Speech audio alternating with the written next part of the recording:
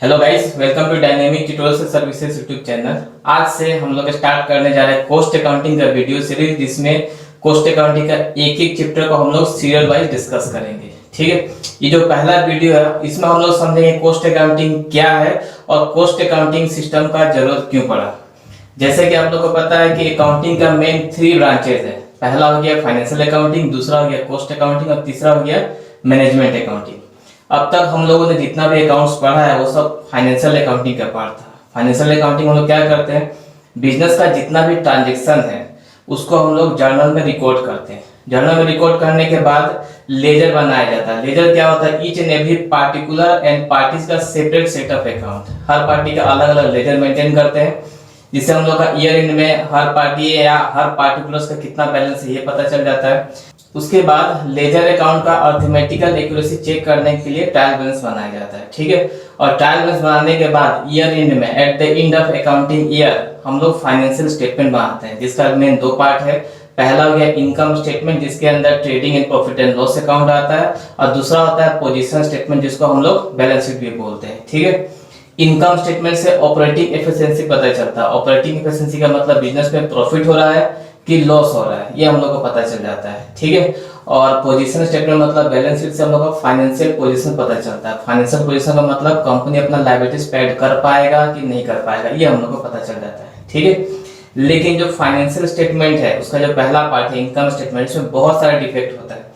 इससे तो हम लोग को फर्म का ओवरऑल प्रॉफिट है कि लॉस है ये पता चल जाता है। साल भर में प्रॉफिट हुआ कि लॉस हुआ ये पता चल जाता है, लेकिन ये प्रॉफिट एंड लॉस क्यों हो रहा है, किन वजह से हो रहा है, ये हम लोग को पता नहीं चलता है। हो सकता है कंपनी एक से ज्यादा प्रोडक्ट मैन्युफैक्चर करके मार्केट में सेल कर रहा हो और कुछ प्रोडक्ट में प्रॉफिट आ रहा है और कुछ प्रोडक्ट में लॉस हो रहा है। ठीक है, लेकिन फाइनेंशियल अकाउंटिंग से हम लोग को ये नहीं पता चलता कि कौन सा प्रोडक्ट में हमारा प्रॉफिट हो रहा है, कौन सा प्रोडक्ट में लॉस हो रहा है। इसके अलावा जब हम लोग सामान प्रोड्यूस करते हैं उसमें बहुत सारे खर्च लगते हैं। ठीक है, तो एक प्रोडक्ट में, एक पार्टिकुलर प्रोडक्ट में कितना खर्च कंपनी का लग रहा है, ठीक है, ये फाइनेंशियल अकाउंटिंग सिस्टम से पता नहीं चलता है, क्योंकि इसमें जो भी एक्सपेंसेस दिखाया जाता है ओवरऑल फर्म में या कंपनी में जितना भी खर्च हुआ सबको जोड़ के एक साथ दिखाया जाता है। तो एक पार्टिकुलर प्रोडक्ट में हमारा कितना खर्च हुआ ये हमको पता नहीं चलता, मतलब टोटल कॉस्ट कितना हुआ एक प्रोडक्ट में हमको पता नहीं चलेगा। तो जब टोटल कॉस्ट पता नहीं चलेगा तो हम उसका सेलिंग प्राइस क्या फिक्स करेंगे, ये भी हम लोग का फाइनेंशियल अकाउंटिंग सजेस्ट नहीं करता है। इसके अलावा मटेरियल का प्राइसेस इंक्रीज या डिक्रीज होने से भी बिजनेस में प्रॉफिट या लॉस हो सकता है। ठीक है, या ऐसा हो सकता है कि लेबर बहुत अच्छा काम कर रहा है, इफिशिएंट है, जिससे हम लोग का कॉस्ट क्या हो गया, कम हो गया। कॉस्ट कम हो गया तो प्रॉफिट ऑटोमेटिकली क्या हो जाएगा, बढ़ जाएगा। या लेबर इनइफिशिएंट है, कॉस्ट हम लोग का बढ़ेगा, कॉस्ट बढ़ेगा तो हम लोग का प्रॉफिट क्या होगा, कम होगा। तो ये सब बात हम लोग का फाइनेंशियल अकाउंटिंग से नहीं पता चल जाता है। इसके अलावा फाइनेंशियल अकाउंटिंग में ऐसा बहुत सारा एक्सपेंसेस एंड लॉसेस है जिसका production of goods and services से कोई लेना देना नहीं होता है। जैसा कि प्रॉफिट या loss on sale of assets, कोई भी एसेट्स हम बिक्री करते हैं वहां जो प्रॉफिट लॉस हुआ ये तो हम फाइनेंशियल अकाउंटिंग में शो करेंगे, लेकिन इसका प्रोडक्शन से कोई भी रिलेशन नहीं होता। इसके अलावा प्रोविजन फॉर एक्सपेंसेस हो गया, प्रोविजन फॉर टैक्सेस हो गया, इंटेंजिबल एसेट्स रिटर्न अप हो गया, प्रिलिमिनरी एक्सपेंस रिटर्न अप हो गया, discount on issue of debenture return up हो गया। ये सब आइटम जो हम लोग प्रॉफिट एंड लॉस अकाउंट में दिखाते हैं, लेकिन इन सब का गुड्स एंड सर्विसेज का प्रोडक्शन से कोई भी लेना देना नहीं होता है। तो इसका इफेक्ट ये होता है हम लोग का बिजनेस में ओवरऑल प्रॉफिट हुआ कि लॉस हुआ ये हम लोग को पता चल जाएगा, लेकिन ये प्रॉफिट लॉस एक पार्टिकुलर प्रोडक्ट की वजह से हो रहा है या मटेरियल प्राइसेस का चेंजेस की वजह से हो रहा है या लेबर का इफिशिएंसी इनएफिशिएंसी की वजह से हो रहा है, ये हम लोग को पता नहीं चलता है। तो इन सब डिफेक्ट को दूर करने के लिए एक सिस्टम का जरूरत पड़ा है, जिससे हम लोग का प्रोडक्ट का कॉस्ट भी पता चल जाए, सेलिंग प्राइस का फिक्सेशन में हेल्प भी हो जाए, मटेरियल एंड लेबर का वजह से प्रॉफिट हो रहा है कि लॉस हो रहा है भी हम लोग को पता चल जाए।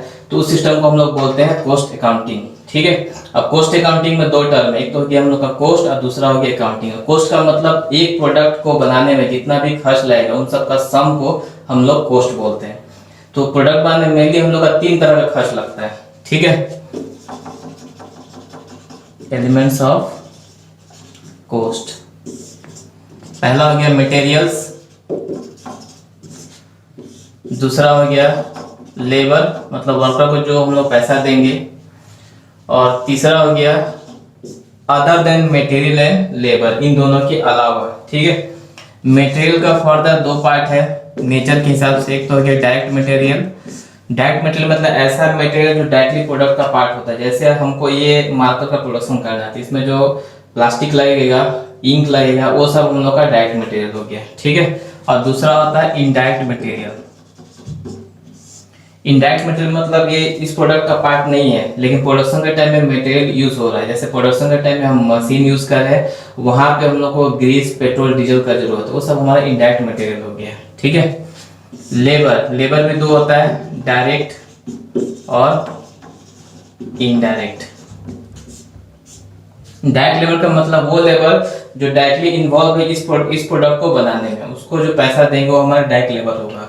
और इनडायरेक्ट लेबर का मतलब जैसे फोरमैन, सुपरवाइजर हो गया, जो वर्कर को गाइड करते हैं काम ऐसे करना है, तो उन लोग तो डायरेक्टली प्रोडक्शन में इन्वॉल्व नहीं है, लेकिन उन लोग को भी जो पैसा दिया जाएगा वो हम लोग यहाँ डालेंगे इनडायरेक्ट लेबर की कैटेगरी में। इसके बाद आता है हम लोग का एक्सपेंसेस का दो पार्ट, डायरेक्ट और इनडायरेक्ट। अदर डायरेक्ट एक्सपेंसेस वो हो गया जो इस प्रोडक्ट को बनाने के लिए लगता है। जैसे हमको एक स्पेशल मशीन का जरूरत है इस प्रोडक्ट को बनाने के लिए, तो उसका जो हम हायर चार्जेस देंगे वो हमारा अदर डायरेक्ट एक्सपेंसेस हो गया। और अदर इनडायरेक्ट एक्सपेंसेस का मतलब जितना भी हम लोग यहाँ पे पॉइंट डिस्कस किए, इसके अलावा जितना भी खर्च होगा वो सब other indirect expenses. For example rent, electricity bill, insurance. ठीक है। तो कॉस्ट अकाउंटिंग में जितना भी डायरेक्ट एक्सपेंसेस है, चाहे मटेरियल हो, लेबर हो एंड अदर डायरेक्ट एक्सपेंसेस, इन सबको जॉइंटली प्राइम कॉस्ट बोला जाता है या प्राइमरी कॉस्ट। ठीक है। मतलब प्रोडक्ट को बनाने के लिए सबसे पहले ये जरूरत है, और उसके बाद जितना भी इनडायरेक्ट एक्सपेंसेस है इन सबको जॉइंटली ओवरहेड्स बोलते हैं। ठीक है। Indirect material, indirect labour and other indirect expenses को सम करेंगे तो हम लोग का ओवरहेड्स निकलेगा। ठीक है। तो प्राइम कॉस्ट और ओवरहेड्स को ऐड कर दो तो कॉस्ट निकल जाता है। तो ये तो हम लोग का कॉस्ट का मीनिंग हो गया। ठीक है। अब बढ़ता है कॉस्ट अकाउंटिंग पे। कॉस्ट अकाउंटिंग क्या होता है? कॉस्ट अकाउंटिंग का पहला स्टेप एसरटेनमेंट ऑफ कॉस्ट या टोटल कॉस्ट। एक प्रोडक्ट को बनाने में कितना खर्च लगा ये पता करना। दूसरा स्टेप कंपैरिजन करना, पास्ट ईयर में उसी प्रोडक्ट को बनाने में कितना हम लोग का खर्च लगा, उससे हम लोग कंपेयर करेंगे। और अगर डिफिशियंसी अराइज होता है, डिफरेंस अराइज होता है, तो एनालिसिस करना क्या कि डिफरेंस क्यों आ रहा है और उसको कंट्रोल करने का कोशिश करना है। ठीक है। तो शॉर्ट में समझ सकते हैं कॉस्ट अकाउंटिंग क्या होता है। कॉस्ट एसरटेनमेंट होता है, उसके बाद कॉस्ट कंट्रोल एंड रिडक्शन होता है। ठीक है। ये तो ये कॉस्ट एंड कॉस्ट अकाउंटिंग का मीनिंग। अब टोटल कॉस्ट पता करना है, कॉस्ट अकाउंटिंग का पहला ऑब्जेक्टिव होता है। ठीक है। और टोटल कॉस्ट पता करने के लिए कॉस्ट अकाउंटिंग में एक हम लोग स्टेटमेंट बनाते हैं जिसको बोलते हैं स्टेटमेंट ऑफ कॉस्ट या कॉस्ट शीट। ठीक है। कॉस्ट शीट हम लोग का कॉस्ट अकाउंटिंग का पहला चैप्टर है। तो कॉस्ट शीट क्या होता है, कॉस्ट शीट कैसे बनेगा, इसको हम लोग नेक्स्ट वीडियो में डिस्कस करेंगे। तो मिलते हैं अगले वीडियो में।